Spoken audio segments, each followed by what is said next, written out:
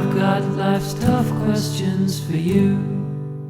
Hey listeners, I'm the Australia Guy, and this is Life's Tough Questions, the show where we discuss the vanity between looking good and looking like a cheap whore. Our first question asks us, would you rather show up to a friend's wedding completely underdressed, or show up as the defendant in a court hearing completely underdressed? Now, with this question, I feel two major factors come to play.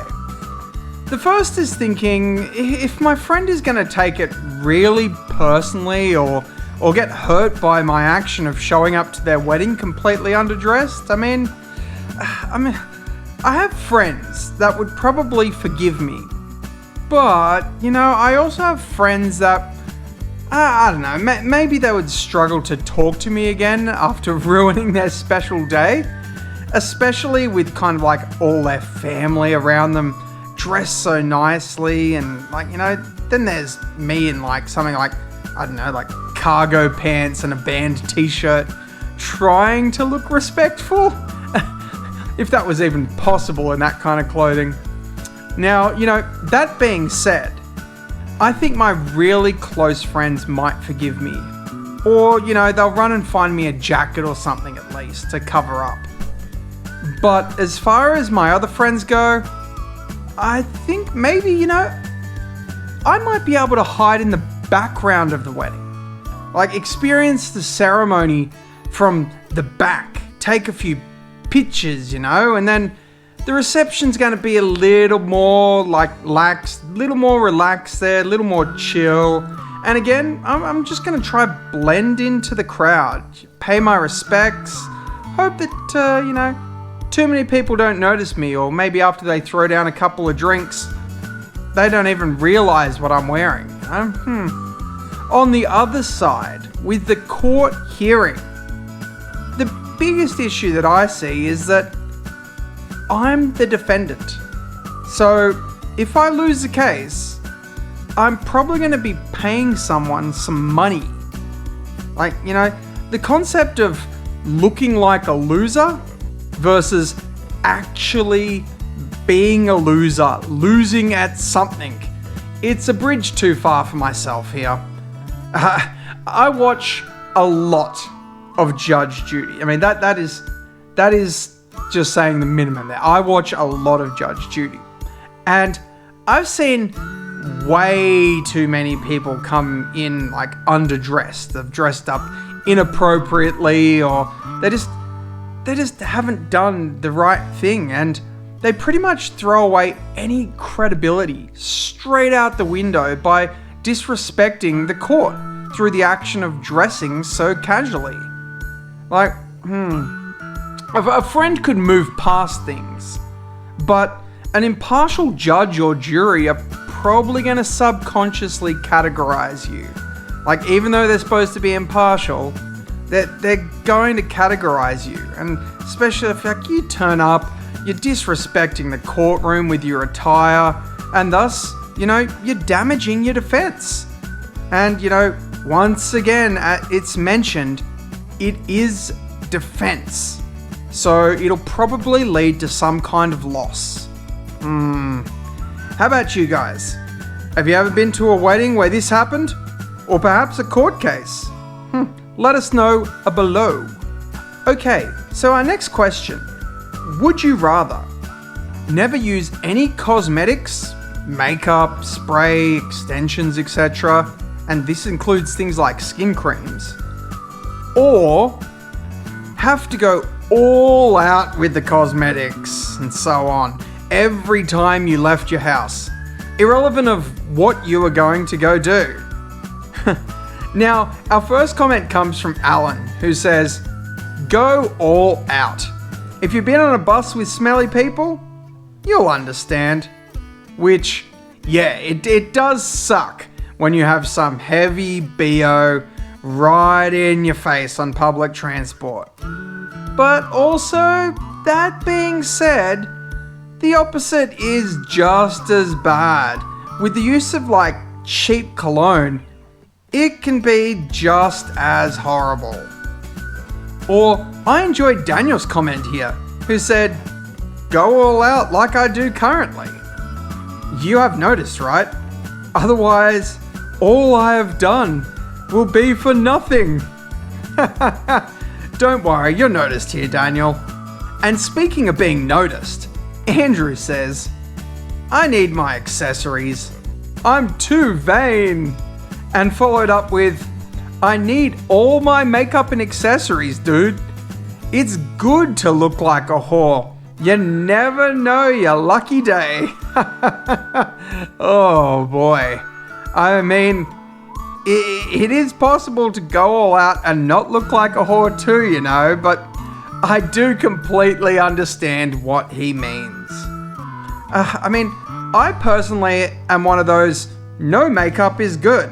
I hate fake tans, the overuse of things like color on the lipstick and that, and especially adults that use sparkly glitter on their face like a 6-year-old. It just isn't attractive to me at all. I mean, not that I'm a catch of the day or anything, but yeah, I'm not trying to hide what I am behind a cake of makeup. However, these last few years, I have really appreciated good skin products. I like the feel of a nice skin moisturizer, and I've really been into the coconut butter scrubs and stuff, so I can appreciate some nice body products. But as far as cosmetical things go versus health products, I don't know, I just can't get behind that heavy use of makeup. Yes, I know, I'm not a female and I'm not fabulous, but, you know, I have experienced massive amounts of makeup through many events and photo shoots, and I can appreciate the years it cuts off. I mean, the look that it gives, and yeah, you know, maybe sometimes I want to look like a Twilight vampire. But yeah, I'll just go without, thanks. What about you viewers? Any fans of the vampiric look? Or perhaps the orange tan? You want to go the Trump? Comment below. Our next question asks, would you rather never be able to go more than 30 kilometers from where you currently live for the next 10 years? Or never use the internet for the next 5 years? And most people would rather keep the travel option over the internet option. I mean, it is 10 years. Essentially, if you live in a more rural area, you may be limiting yourself to a very small exposure of people and entertainment for 10 years. However, what most people consider entertainment and contact with other people, yeah, it's very much over things based through the internet nowadays anyway. But at least that's only 5 years if you go down the internet road. Ben and Andrew think that you could keep yourself distracted by traveling for 5 years. and Libby thinks she would go crazy if she didn't travel for 10 years. While Kerry wants to make sure she keeps contact with her family, Benno here is thinking more about his job situation without the interwebs. Oh, and poor Haley is stuck not wanting to contemplate either option. I personally think I would go down the no travel option. I've spent a fair amount of time traveling and, you know, I'm kind of happy to settle down in my hometown for a while. I mean, I'm looking at my town map and most places I need to visit or I need to drive to, they're just under about 30 kilometers. So I guess I'm actually pretty lucky. 10 years is a while though, and no far travel, it is a shame. But you know what? I might save some money for a big trip. So then after 10 years, it's something to look forward to. And in the meantime, I can use the internet with no issues for all my obsessive daily needs. such as doing Life's Tough Questions, eh? Yeah, definitely need to be able to use the internet for my average lifestyle. How about you, viewers? Like, what do you do when you can't watch Life's Tough Questions? Throw a comment in there below. Okay, so last week's poll asked us, would you rather lose an embarrassing case on Judge Judy or have a personal family intervention on Dr. Phil? And it's almost a 50-50 split between Facebook and Reddit. It's very, very strange. But, not so strange that, as usual, there's no real comments to go off. You must just all love my opinions so much that you've lost your own voice then, hey? Well, here is my opinion, seeing as no one wants to share theirs.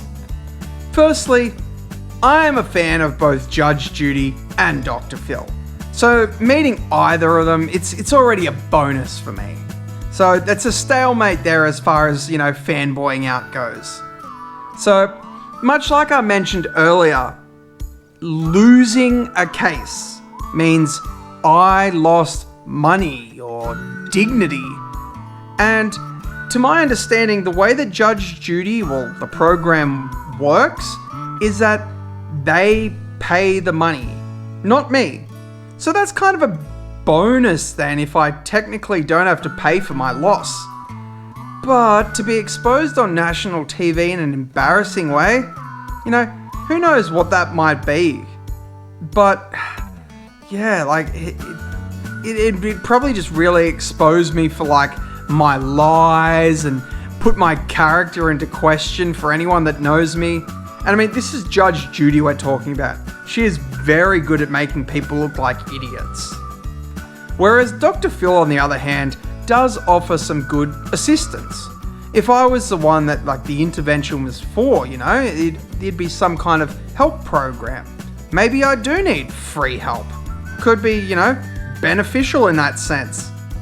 But also, as mentioned, if I was the one the intervention was for, the question says a family intervention. Maybe one of my family members are the one that's actually made the mistake, made the problem here. Maybe it's not me that's up for the intervention. But, again, then my entire family's dirty laundry is shown for national television. There could be some pretty bad repercussions from that. I don't wish ill upon any of my friends or family. And, often the choices that I make here on Life's Tough Questions usually reflect that. So the concept of being on Dr. Phil almost makes me worry for my family over myself. Yeah, so, Yeah, that being said, I think, irrelevant, I would have to fall on my own sword and take the embarrassing case on Judge Judy. Not necessarily for my own, but for my family's sake. Gee, I'm actually a little emotional thinking about the concept of having a family intervention on national television. And even with the help that they give you, I couldn't put my family through that. Yeah, no. Anyway, look, sorry for that tangent there, listeners. How do you feel about these kind of choices, the repercussions, how it might affect your life? What would you choose? Comment below. Anyway, on to next week's question, which asks, would you rather be convicted to a minimum security prison for 1 year or be in a coma for 5 years? Ooh, what will you choose? Leave your answers in either the comment section here or head over to the Facebook group and comment and place your vote, and we'll see who's in the majority next episode. Reminder, we've got the Reddit page, so if you don't want to post on Facebook, you want to be anonymous, head on over to the Reddit page at r/Life's Tough Questions. So if you're keen to possibly see your answer pop up, then like, comment, and subscribe, and get posting and replying with more of Life's Tough Questions. I'm the Straya Guy, and I don't have a clever sign-off. Would you rather stay inside for all your life fly around the air 100 miles as a knife. I wonder what it is that you would do. That's why I've got life's tough questions for you.